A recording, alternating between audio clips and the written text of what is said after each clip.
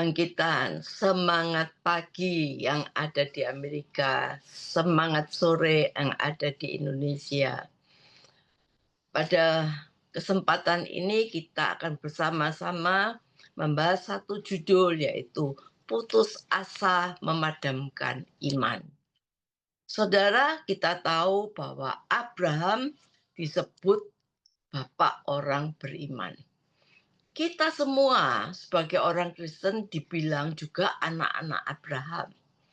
Tetapi bukan sebagai anak Abraham secara darah daging, tetapi anak Abraham dalam iman. Itu berarti orang Kristen, kita sebagai orang percaya, kita harus memiliki iman seperti iman Abraham, atau meneladani iman Abraham kepada Allahnya. Di dalam hal ketaatan, kepercayaannya kepada Allah, sekalipun dalam keadaan situasi yang sulit, tidak pasti, ya, dan semuanya ini menjadi sumber pengajaran manusia sejak zaman dahulu kala sampai sekarang. Saudara, kita tahu bahwa kepercayaannya pada janji Allah, di mana dia untuk memberi keturunannya meskipun ia dan istrinya lanjut usia, tidak memiliki anak. Kepercayaannya pada janji Allah luar biasa. Ketaatannya yang ekstrim, ketaatan yang luar biasa dengan bersedia mengorbankan putranya Ishak sebagai persembahan pada Allah. Meskipun itu bertentangan dengan akal sehat dan kasih sayangnya sebagai seorang ayah. Imannya yang tidak berdasarkan kelihatan, ya. Iman Abraham adalah iman yang tidak berdasarkan kelihatan, ya. Iman yang melihat pada apa yang tidak dilihat oleh mata jasmani. Ia percaya pada janji Allah bahkan sebelum janji itu terwujud. Ketekunan dalam ujian, teladan bagi kita. Iman Abraham diuji dalam berbagai situasi, termasuk ketika dia harus meninggalkan negerinya, menghadapi kelaparan, tapi dia tetap setia dan tidak menyerah. Imannya tetap teguh. Saudara, iman Abraham ini menjadi dasar bagi konsep pembenaran iman, yaitu bahwa manusia dapat dibenarkan di hadapan Allah melalui iman kepada Kristus, yang merupakan penggenapan janji Allah kepada Abraham.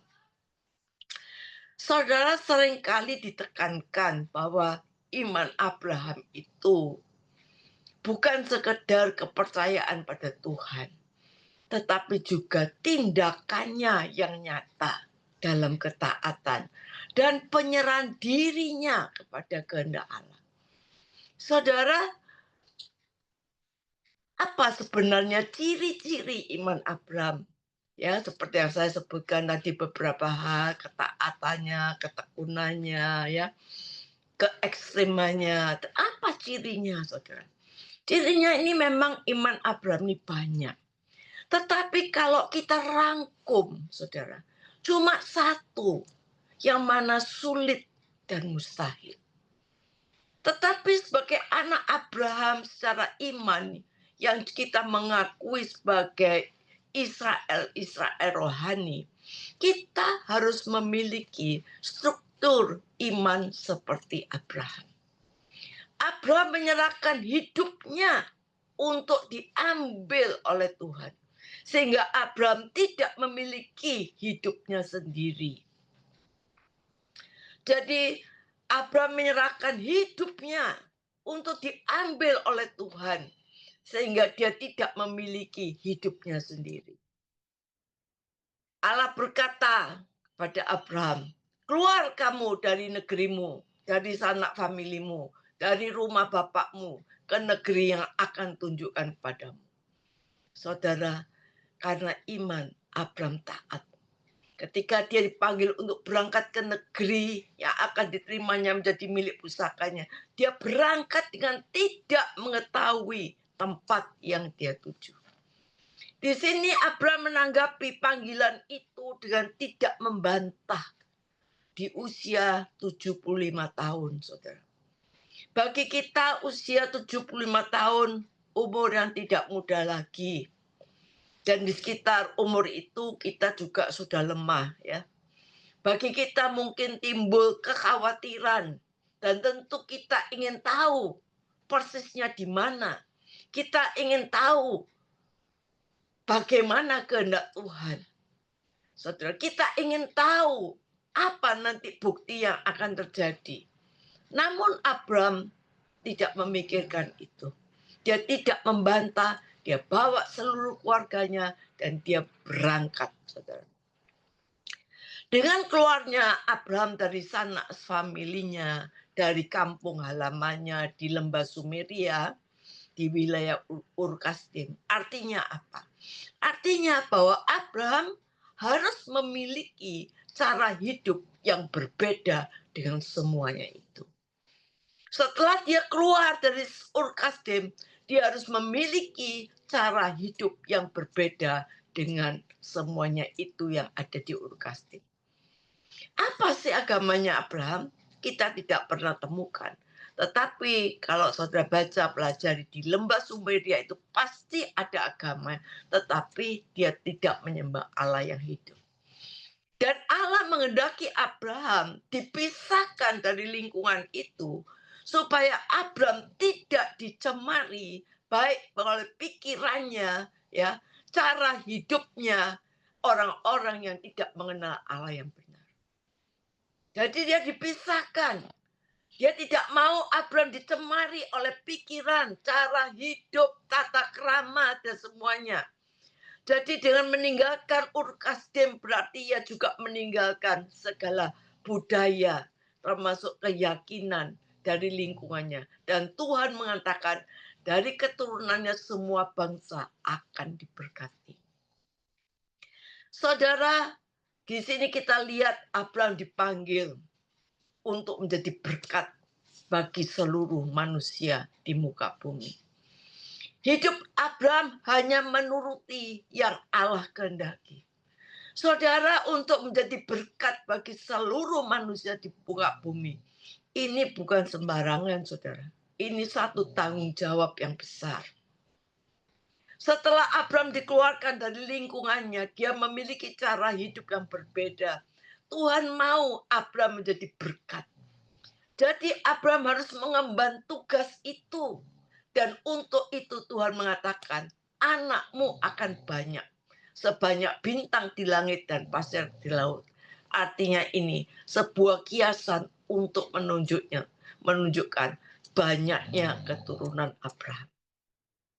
Jadi Abraham bertanggung jawab menjadi nenek moyang dari bangsa yang diberkati. Oleh karena itu dia tidak boleh menjadi nenek moyang yang gaya hidupnya sembarangan.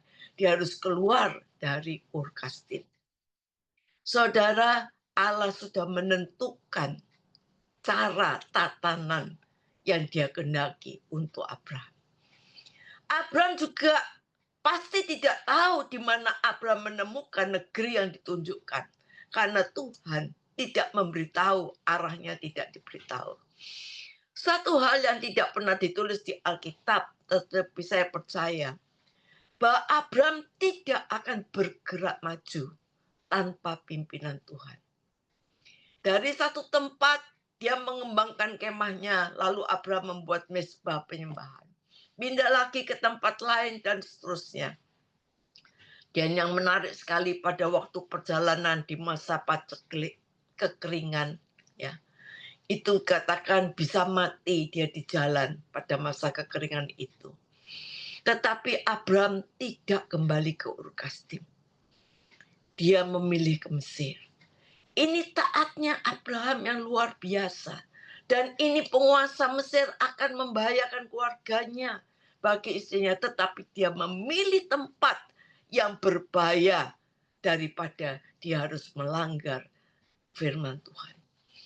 Sementara Allah tidak memberitahu di mana negeri itu. Dan logikanya di lembah Sumeria pada waktu itu merupakan satu kota metropolis, ya, dengan negeri yang indah yang menjadi impian. Tetapi karena iman, Abraham taat ketika dia dipanggil untuk berangkat ke negeri yang akan diterimanya menjadi milik pusakanya, lalu ia berangkat dengan tidak mengetahui tempat yang dituju.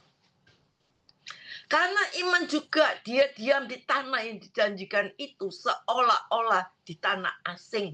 Dan di situ dia tinggal di kemah dengan Ishak dan Yakub yang turut menjadi ahli waris yang satu ini. Saudara, dia seolah-olah di suatu tanah asing. Walaupun Tuhan janjikan untuk keturunannya. Walaupun dia tidak berhak memiliki tanah itu, ia bersikap seperti orang asing. Ia hanya mengembangkan kemah, ya.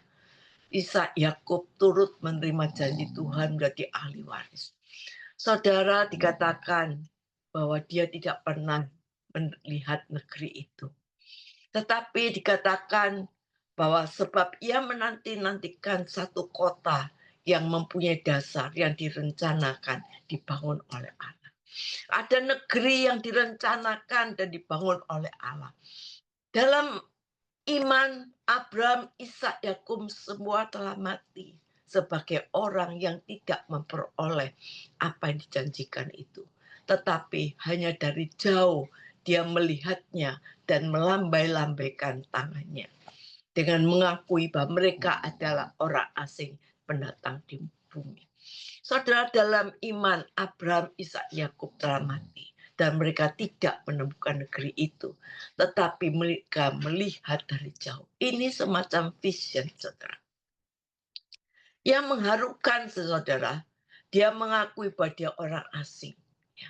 Saudara, mungkin saat ini kita belum menjadi anak Abraham yang benar. Sebab model imannya, saudara, model iman kita ini belum punya model seperti iman Abraham. Iman kita masih jauh dari standar iman Abraham, dan kita lihat bahwa Abraham telah meneladani imannya. Tetapi kita bersyukur hari ini kalau Tuhan masih menyadarkan kita. Tuhan masih menyadarkan kita. Dikatakan bahwa Abraham melambai-lambaikan tangannya. Saudara, apakah kita sudah melihat vision itu, kerajaan Allah yang dijanjikan untuk kita? Tuhan menjanjikan pada kita suatu saat kita ada dalam kerajaan surga, kerajaan Allah yang kekal. Apakah kita sudah melihat, memfantasikan, atau kita punya visi untuk itu? Hidup Abraham, saudara, direnggut oleh Allah, dimiliki Allah. Harus keluar dari zona nyaman, Urkastim. Diberi tanggung jawab, harus menjadi berkat banyak orang. Saudara, harus mempunyai kapasitas dari seorang untuk menjadi saluran berkat itu. Saudara, dilihat bagaimana Abraham harus memindahkan hatinya ke kerajaan Allah. Juga kita sebagai orang percaya, kita harus bisa memindahkan hati kita kepada Bapa di surga. Saudara, kita harus bisa memaksakan diri kita. Kita harus menampilkan iman yang sejati yang digambarkan Alkitab dalam hidup Abraham. Saudara, belajar untuk melakukan perintah yang diajarkan. Tuhan itu serius dan Abraham itu serius. Dan diberikan dengan kesediaannya, dia menyembelih anaknya satu-satunya dari tuanya yang ditunggu seperempat abad kelahiran Ishak. Dan setelah Ishak lahir, Tuhan mau Ishak mati di telapak tangannya. Dan dia lakukan dengan tidak ragu. Dan ini bukan dongeng yang dikarang, ini kenyataan. Ini tingkat finishing well. Saudara, ketika Tuhan membidik Ishak di dalam hidup kita, yang harus kita sembelih, sebenarnya itu satu signal, isyarat saudara sedang di titik yang tinggi dalam pengiringan kepada Tuhan. Saudara, kita harus sungguh-sungguh must be sacrifice for God. Tapi kita belum sampai di sini, ya, belum Ishak, baru benda-benda, barang sederhana, barang-barang kecil yang tidak berharga pun, saudara, kita masih pegang. Tetapi untuk menjadi orang-orang hidupnya direnggut, dimiliki oleh Tuhan, saudara, kita harus bertahap, bertahap, bertahap sampai kepada posisi itu. Mestinya sih normalnya makin tua itu bejana kita nih kosong dari ambisi, dari keinginan-keinginan, apalagi keinginan dosa. Kalau bisa enggak kita ditunggu sampai tua, secepatnya kita kosongkan bejana-bejana di dalam hati kita yang membuat kita sombong, yang membuat kita ambisi, yang membuat kita masih marah, yang membuat keinginan-keinginan duniawi kita masih tinggi, saudara. Kadangkala kita memiliki harga diri, satu prestasi, keinginan akan kehormatan, aset-aset kesombongan, uang itu godaan yang mengerikan.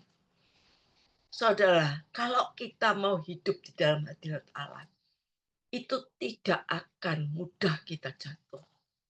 Bisa jatuh tapi nggak mudah. Kalau saja kita ini mau hidup selalu di hadirat Tuhan, maka kita nggak akan mudah jatuh, saudara. Karena Allah akan mencelikan kita. Kita akan dilihat ini dosa. Dan kita tidak akan mencintai dosa. Saudara, keluar dari Ur-Kasdim. Ini mutlak. Sebab Tuhan berkata, di dalam 2 Korintus 6 ayat 17. Keluarlah kamu dari mereka dan pisahkanlah dirimu dari mereka. Jangan menjamah apa yang najis, maka aku akan menjamah kamu. Aku akan menjadi bapakmu dan kamu akan menjadi anak laki-lakiku dan perempuan. Demikianlah firman Tuhan. Saudara, mau tidak mau kita harus keluar dari Ur-Kasdim, saudara. Allah itu hadir di mana-mana, tapi untuk menjumpai Allah dengan hadiratnya tidak sembarangan. Saudara, ketika Abraham didampingi dengan 2 pengawal malaikat, apa yang dilakukan? Dia sujud menyembah, mukanya sampai ke tanah. Saudara, kalau kita mau datang pada Tuhan dengan sungguh-sungguh, hidup kita ini harus benar-benar bersih. Pikiran kita harus benar-benar bersih. Tidak ada kejahatan, tidak ada keterikatan dengan dunia. Saudara, kita harus berhadapan dengan Tuhan. Ternyata enggak sembarangan. Hati kita harus kudus. Tidak boleh ada kejahatan. Saudara. Menemui Allah harus bersih karena Allah itu kudus. Oleh karena itu, Abraham harus keluar dari Ur-Kasdim.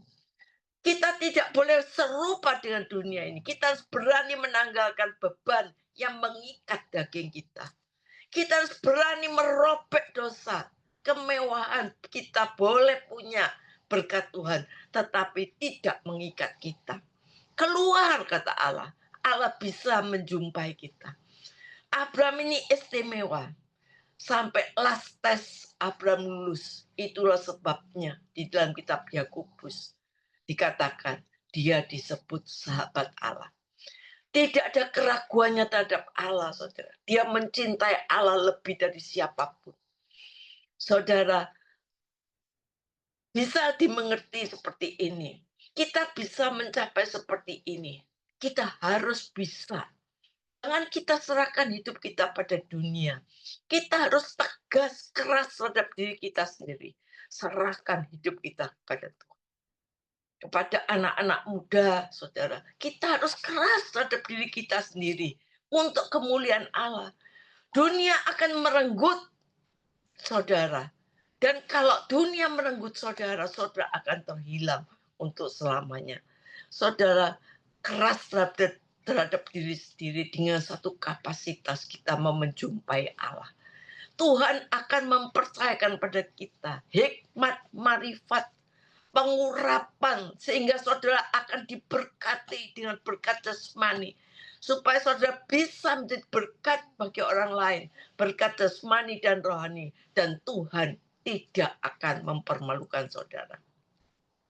Walaupun hari-hari ini saudara dipermalukan dengan keadaan kondisi yang sulit, Saudara dalam keadaan yang mungkin sangat dipermalukan. Karena Tuhan tahu dengan keadaan saudara.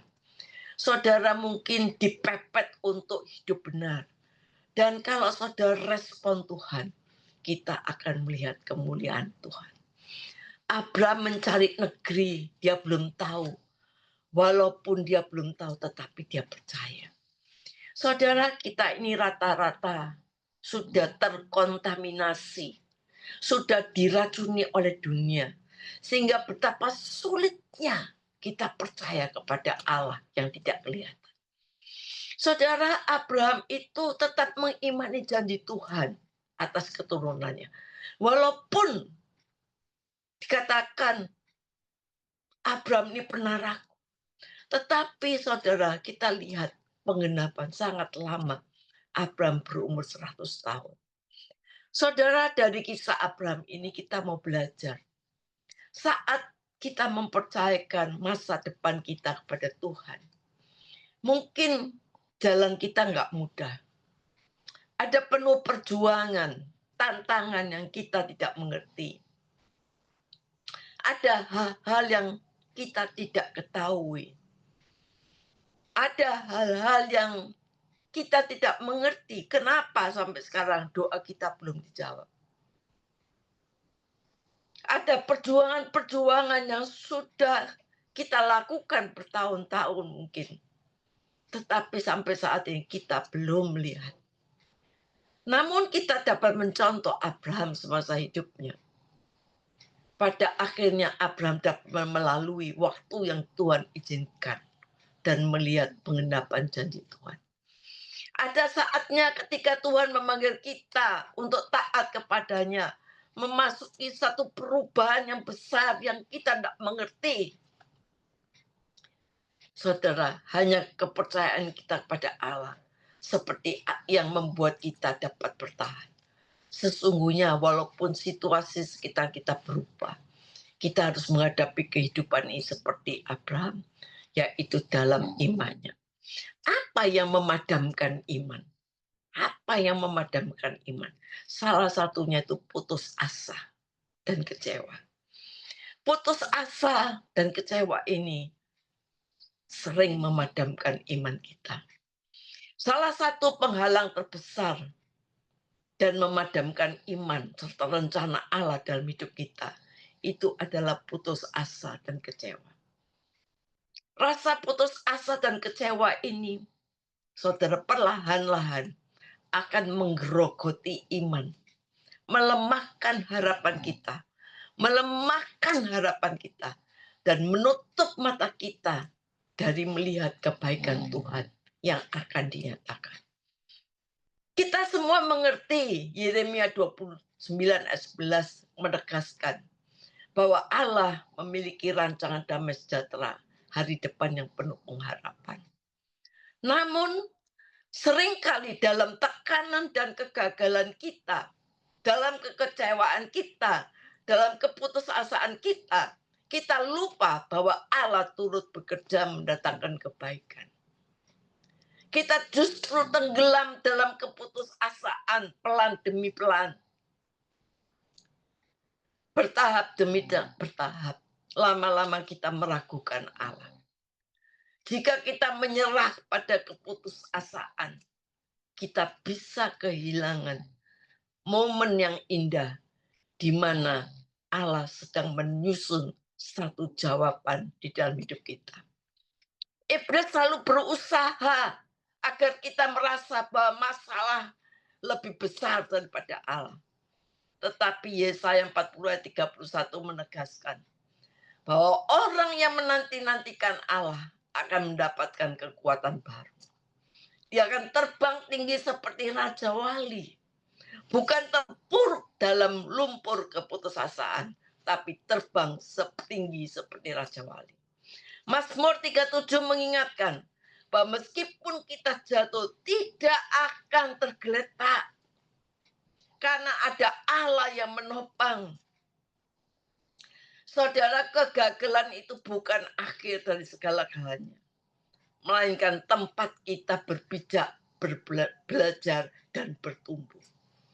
Saudara, jangan ambil langkah yang salah saat kita putus asa, saat kita kecewa. Ingat firman Tuhan. Kami dihimpit, tapi tidak pernah terjepit. Kami habis akal, tapi tidak putus asa. Saudara, artinya apa? Tekanan itu tidak harus mematikan iman kita. Tidak harus, saudara. Meskipun kita dihimpit, kita tidak akan terjepit, saudara. Jadi tidak harus tekanan itu mematikan iman kita. Jangan biarkan rasa putus asa membutakan mata rohani kita dan memadamkan terang harapan kita. Putus asa itu memadamkan iman. Tetapi harapan, semangat yang menyala-nyala itu membangun iman kita. Walaupun saat ini kita tidak melihat semua rencana Tuhan atas kenyataan di dalam hidup kita. Namun hati kita tetap percaya dan memandang Allah, bahwa Allah ada untukku, untuk membela aku, untuk tidak mempermalukan aku, untuk mengangkat aku, dan untuk menjawab setiap doaku, membawa aku dari kemenangan demi kemenangan. Amin. Mari kita berdoa. Tuhan, saat ini kami mengucap syukur kalau kami mempunyai Allah seperti Engkau. Allah yang tahu setiap keadaan kami. Kami percaya Tuhan, tidak ada satu rencana kecelakaan di dalam hidup kita.